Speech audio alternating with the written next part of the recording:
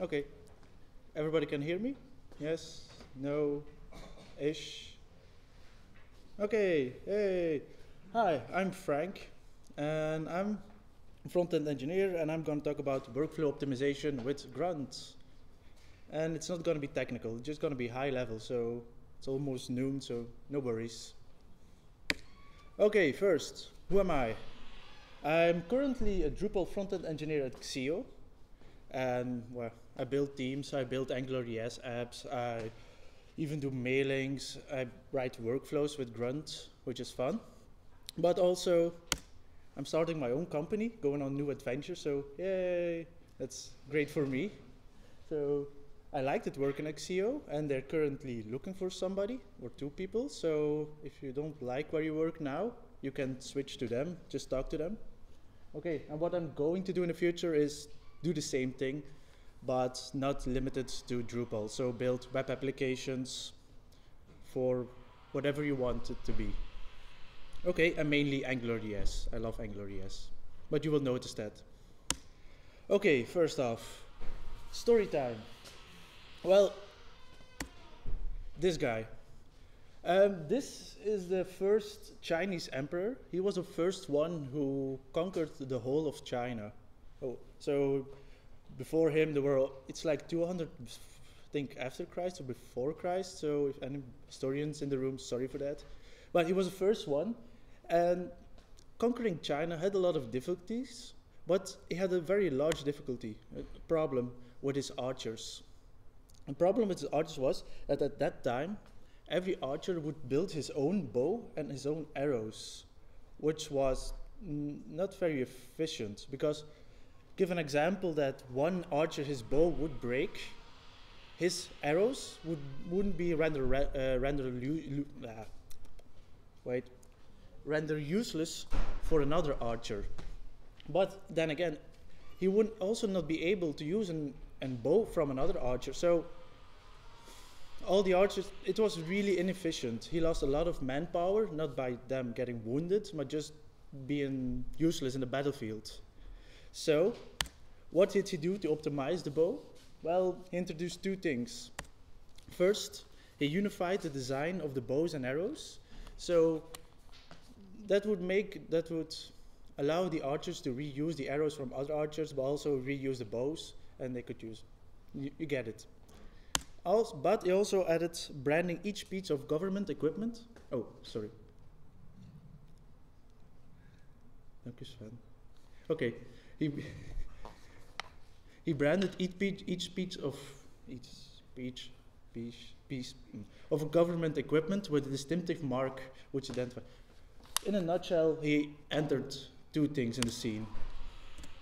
He entered a standard that would make, you can read what is something considered by an authority. You know what a standard is. But second, he also added some accountability. So if a workshop would only be able to produce the quality needed, they would be punished. And even punishment was that, but okay, that is a bit harsh, but you get the idea of accountability. Okay, what's that got to do with Grunt and the current front end? Well, the current front end world is a little bit like the situation with the archers.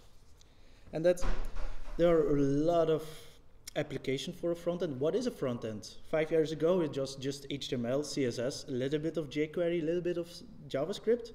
At the moment, you have a Drupal team. You have even people who write MVC JavaScript web applications. Even a UI language for video games. I saw that. It's pretty crazy, not using Flash anymore, but just HTML and JavaScript. Or even a hybrid app.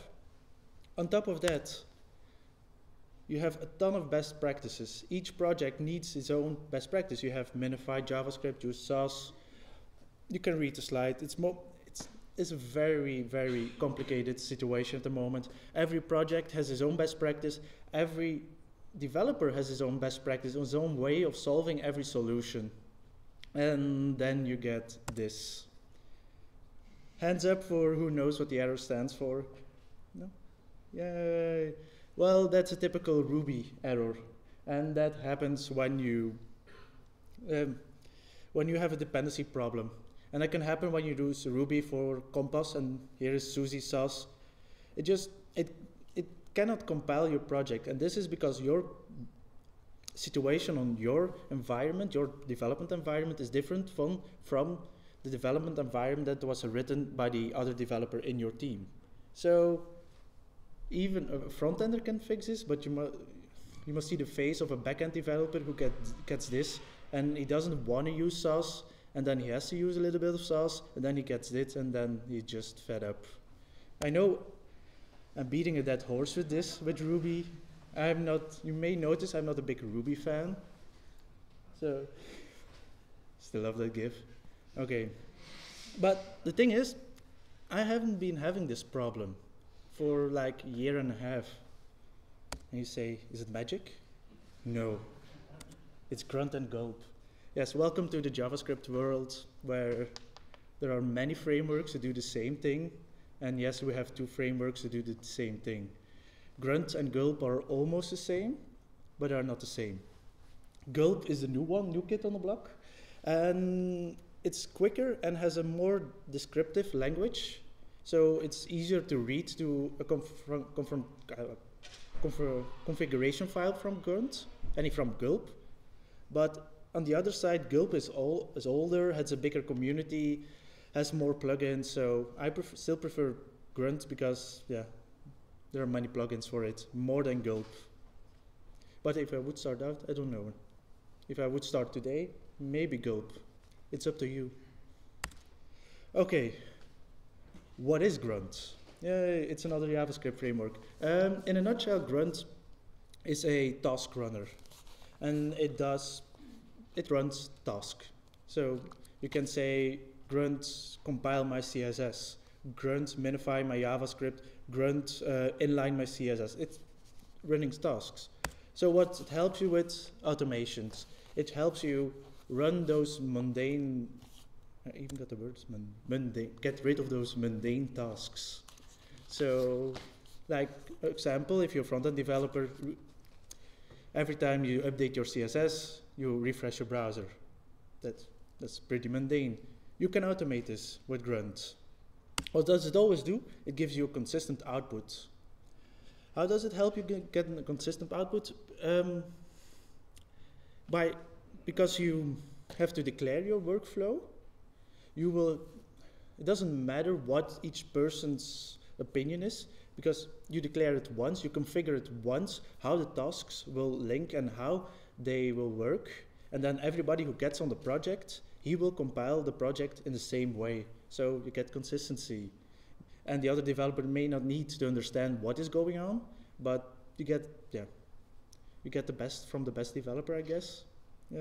And second, you get an unofficial documentation of your workflow process, because we hate writing documentation. So when somebody else enters the project, he can just read your configuration file from Grunt, and he will know what you are doing with your files. He will know what you are doing with your CSS, with your JavaScript, with your HTML. He can read through it. If it's not too complicated, but mostly it's easy. I forgot what the next slide was. Okay, what does it do? Well, like I said before, it does a lot of things. So what's Markdown YAML? It's HTML generators, browser refresh, templates, handlebars, compass, less sauce, stylus. So if you would enter a project where you're used to writing sauce and it would be a stylus project, it will be not a problem for you. You will be able to compile it. Mocha, Jasmine, those are unit testers, beautifier, GS hint. All these tasks you can run. There are a lot of tasks, many more. 3,638 to be correct, last time I checked. It can be 39 now, but I don't know. It was yesterday, so. Okay. Example. So who knows Grunt, by the way, because I've rushed in this presentation. Okay, some people who uses Grunt every day. Okay. I will give 2 examples. First example is an easy one, is how do I compile my sauce files? I start with, I'm not gonna give a Grunt configuration file. That's for you to find on the internet to read. It's really boring, but it's code and nobody cares. First, just get the concept. First, we declare a watcher, and we tell the watcher is a plugin. It's really just grunt watch, install it, it will be there. Grunt watch, install a watcher, say watch my style.scss. Okay, every time my style.css changes, my watcher will be informed. Then I prefer libsas, little opinionated, it's really fast. Okay, libsas is just a Sass compiler. He will contact libsas and he will tell libsas to compile my SCSS file to style.css. It's almost the same as Compass Watch does, but here you can configure it and can do more with it, like I added a live reload. So every time my style.css watched, I will ping live reload. Live reload is a plugin that lets you automate your browser refresh. So ping live reload will ping my browser, and my browser will get the latest version of my style.css. How awesome is that? Okay, nobody. Okay, simple example. This can be done with Compass and the live reload OS X app where you pay money for, which is stupid because it's free. Next, this is an example of a Angular ES compile. Example again. I declare my watch. I say watch my JavaScript files. In Angular ES, it's a best practice to not put all your JavaScript code in one file, but put it all in different folders and in different files. Really, for each functionality, for each controller, for each little component, put it in a different file. So you get a big folder. It's really human readable because you can browse through the folders, but you get like quickly you get 20 to 30 files, so you can add that all to your HTML. So little watch function. First, what does it do? The watch, when the ES changes, he will go to ESHint. ESHint is a markup checker. He will check even if I have global variable declared, if I have the right indentation, if I have the right, it checks. If I declared all my variables, it checks if I've done the right thing. Then, when ESHint is ready, ESHint can break this build, so when ESHint is not happy, he will just break. I don't prefer doing that way because you don't want to break a build for 1 or 2 spaces. Okay, then he will throw it to Karma. Karma is a unit tester for Angular. He will check the JavaScript files, and then when he's happy, he will call the concat function. And the concat function, a concat plugin, this is all plugins, you just have to download them, really easy, will make from all those separate JavaScript files one app.js. Then, we're not ready because that's a big file. After that, he will run uglify on that app.js, and that will make my minified app.js. But magic. At the same time, I'm just calling live reload, and my browser is refreshing and getting my new JavaScript file. This saves a lot of time. Okay, so everybody understands in a nutshell what Grunt does. Okay. Okay, second part. Second awesome thing, except taskrunners have been around a long time. I think you have in Java world, you have Maven, but we haven't had something for taskrunners in the front-end world. But Grunt was built a couple of years ago, and it was built on this awesome technology, Node.js. And has many advantages. Being the first one, being JavaScript on server side, being async, that's an advantage. But from a workflow and Grunt perspective, the main advantage is local dependencies. Okay, should have put up a little word with local dependencies. Okay, local dependencies. What does local dependencies mean? Think like a PHP or a Apache or even a Ruby. They will install all your dependencies, all your plugins system-wide. Node.js will not. Yeah, you can install it system-wide, but that's not a good practice.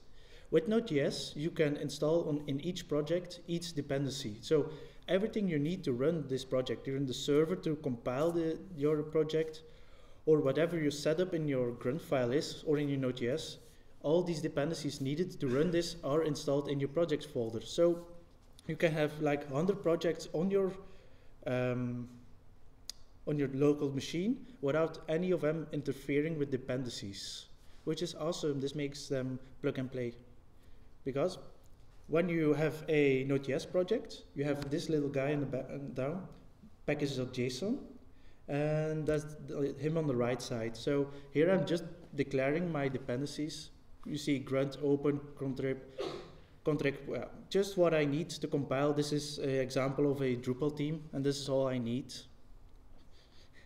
And if you look at the left side, you see the node modules. And if you download this repository from Git, this node modules will not exist. It will be empty.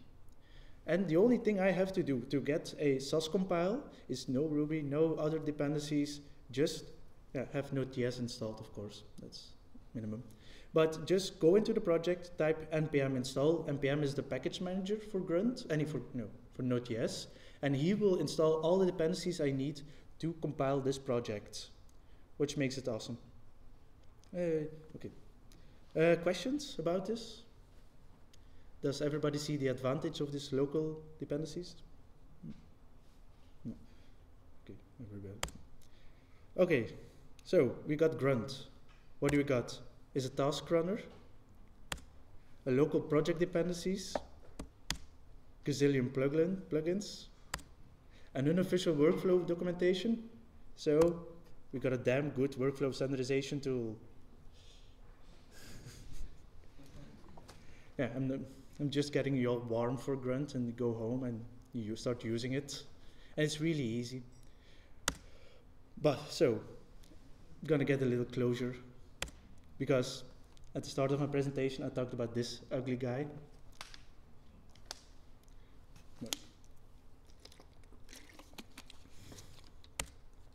What did he give us? Well, he had an efficiency problem with his archers. So what did he do? Introduce standardization. What does Grunt do? Well, it doesn't introduce it, but it gives you the tool to standardize your workflow, to standardize how you work. You can do this, you can look at as from Grunt from two perspectives. One, from the project side, where you just look at it that everybody is compiling it the same way, but you can also look at it from a whole company's way, from company level, and you can not enforce it, but make it easy that the whole company is working in the front end in the same way. So that's standardization. Second, a little bit accountability. This is a personal vision. I think it introduces accountability because if I'm working on a project and another developer enters and he cannot compile, well, he knows who to find to make the project compile. He knows that I fucked up and I have to look at my Grunt file and I did something wrong. And that makes me accountable for my workflow. Okay. But there is a big disclaimer. But because when you start talking about standardization and about making the perfect workflow, a lot of developers get a little bit lost in they do too much. They want to do too much, they want to imply too much. And I want to have a big disclaimer that all these optimizations are good for efficiency and make developing fun, but they don't make a happy client or a successful project or good code. Because, and second remark, don't be the guy that starts breaking builds for 1 or 2 spaces, because then you're becoming this grammar Nazi. I didn't found the coding standard Nazi, so I used this slide. Because don't be that guy, because one day you will die, and this is all futile. So, yay. No, just think about it. Grunt is good. Efficiency helps you work more, helps you streamline, helps you focus on really implementing the functionality, but don't go overboard with using, I'm almost ready, so Don't go overboard with using 10 to 15 plugins. I've been there using too much. Find the perfect balance, because in the end this is a good presentation, and I stole the slide from You're Gonna Die from him. The good presentation, he makes a point that CSS best practices don't lead to a good project. So look him up when my slides are online. It's really good. So, questions? Yes? The main reason I might be scared of this is because everyone needs to install this stuff on their local environment and get it running. And on the desktop, on the notebook, and install all the plugins probably that we need. Node.js.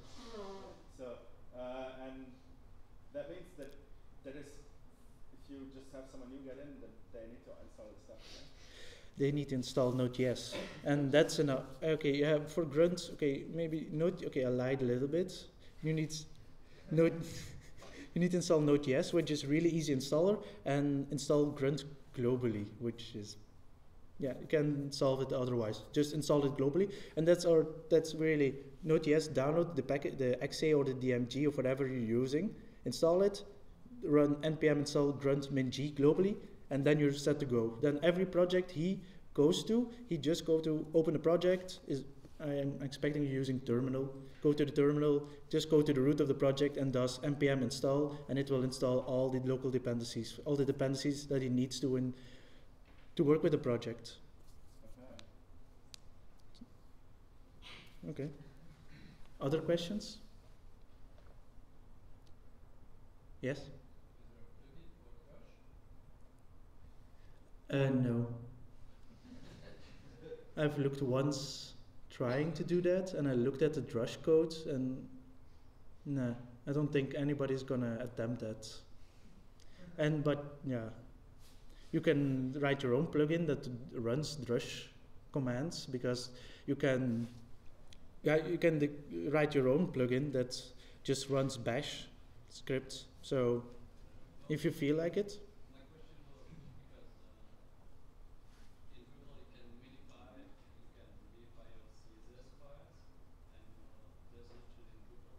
I know, but if you don't clear your cache or stuff like that, but I don't like. I know, yes, but I don't like the Drupal minification of CSS. There are more optimal ways to do it, and especially with SAS. Like example, okay, now I'm sidetracking, but like an example, what I will add is like combining media queries, where it clean up my CSS and then first combine all my media queries and then minify it and then send it to Drupal. So what was the question? Well, because you're using watches. Yes. To ping your browser. Yes. To update your frontend. Mm-hmm.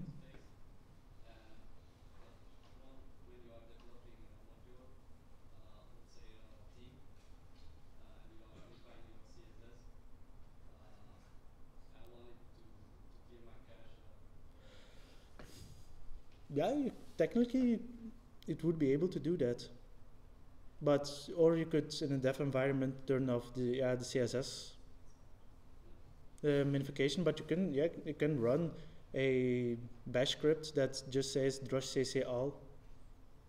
Did you use Grunt for Drupal anywhere? Yes, I use it for team development, but not for Drupal itself. There's a big, it's hard because Drupal is really PHP heavy, and it doesn't allow lots except from what Drush does. But I use it for team development, and if I write like an Angular app or something like that inside Drupal. So inside the module folder I can use Grunt. Okay.